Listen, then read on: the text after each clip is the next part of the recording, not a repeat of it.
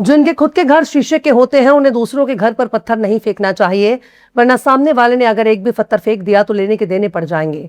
एक पत्थर से ही बड़े से बड़ा राजमहल, बड़े से बड़ा आलीशान इमारत और बड़े से बड़ा मकान भी चूर चूर हो जाएगा। लिहाजा कई मामलों में पहले खुद को देख लेना चाहिए कि खुद की हैसियत कितनी है। दूसरों का नुकसान करने से पहले देख लेना चाहिए कि हम खुद कहां खड़े हैं और दुनिया हमें किस नजर से देख रही है।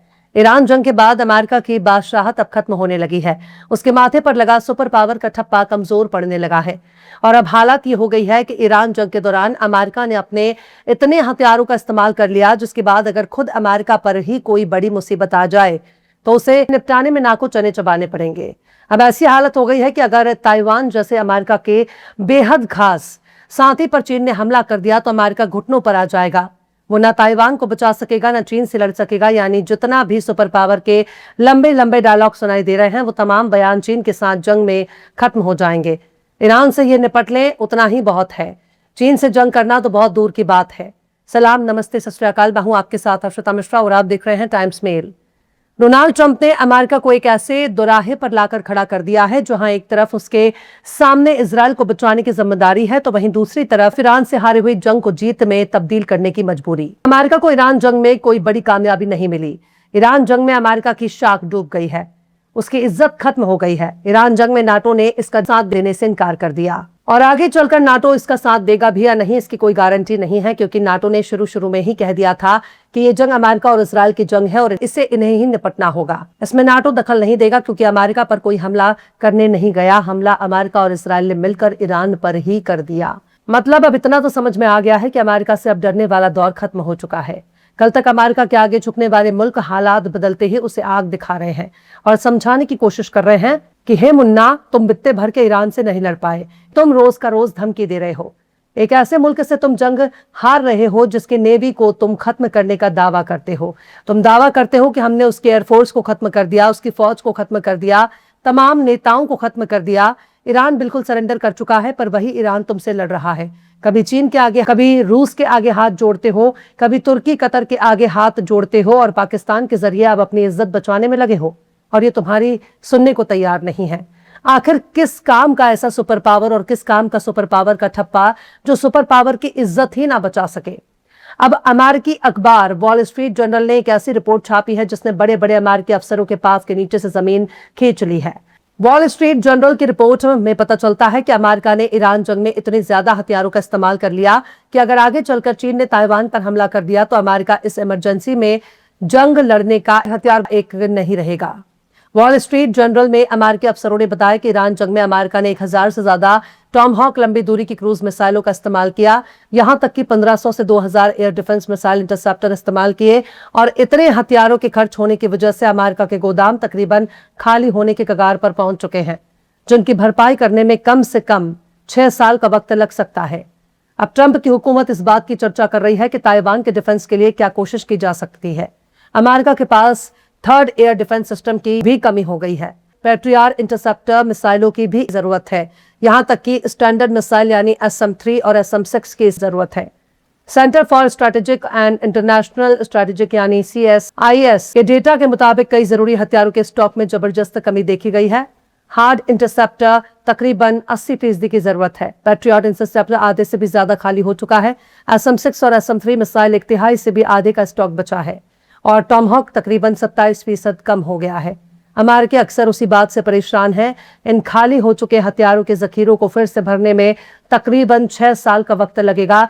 यानी ईरान जंग में अमेरिका बुरी तरह से कंगाल हो चुका है और आगे का कोई भी जंग लड़ना इसके लिए आसान नहीं होगा। अब इस बात पर गौर कीजिए कि अमेरिका हजारों मील दूर एक देश है। इसको दुनिया के बाकी हिस्सों में मौजूद मुल्कों की इंटरनल पॉलिटिक्स से क्या लेना देना, दूसरे मुल्कों की अंदरूनी सियासत का इससे क्या लेना देना।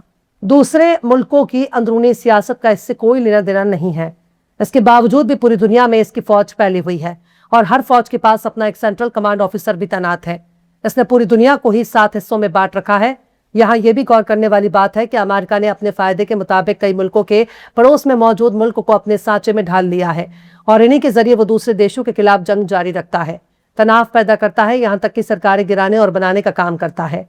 इन सब के पीछे अमेरिका की बहुत ही खतरनाक लॉबी काम करती है जो उस मुल्क पर नजर रखती है जिस मुल्क के पास नेचुरल रिसोर्सेस हैं, अर्थ मिनरल हैं, तेल, गैस, सोना और बारूद बनाने के लिए जरूरी सामान मौजूद है। इन मुल्कों को घेरने के लिए अमेरिका इनके पड़ोसियों का सहारा लेता है। जरूरत पड़ने पर दो पड़ोसियों के बीच में जंग भी करवाता है और एक पड़ोसी की मिलिट्री मदद करके दूसरे पड़ोसी को कमजोर कर देता है और फिर एक टेबल पर नेगोशिएशन करने के लिए बुलाता है ताकि अपनी मांगों को मनवाया जा सके। ज्यादा दूर नहीं तो भारत, पाकिस्तान और बांग्लादेश को देख लीजिए। अमेरिका से पाकिस्तान भी हथियार चाहता है, भारत भी हथियार लेना चाहता है और बांग्लादेश को भी अमेरिका के हथियारों की जरूरत है। बांग्लादेश के साथ भारत के ताल्लुकात इतने खतरनाक नहीं हैं जितने कि पाकिस्तान के साथ है, लेकिन दोनों को हथियार देने वाला एक ही देश है। दोनों ही रूस के भी दोस्त हैं और अमेरिका के भी दोस्त हैं, लेकिन जंग करने के लिए अमेरिका के हथियार दोनों चाहते हैं। अमेरिका दोनों को अपने हथियार देकर एक दूसरे के खिलाफ भड़काता है और अपनी दादागिरी दिखाकर खुद को बड़ा भाई साबित करने की कोशिश करता है। लेकिन अगर भारत एक खुद मुख्तार मुल्क के तौर पर अपनी कौमी सलामती के बारे में सोचता है, नेशनल सिक्योरिटी और नेशनल इंटरेस्ट के बारे में सोचता है, तो अमेरिका पाकिस्तान के जरिए भारत पर हमला भी कर सकता है। भारत को पाकिस्तान के जरिए कमजोर करने की कोशिश भी कर सकता है।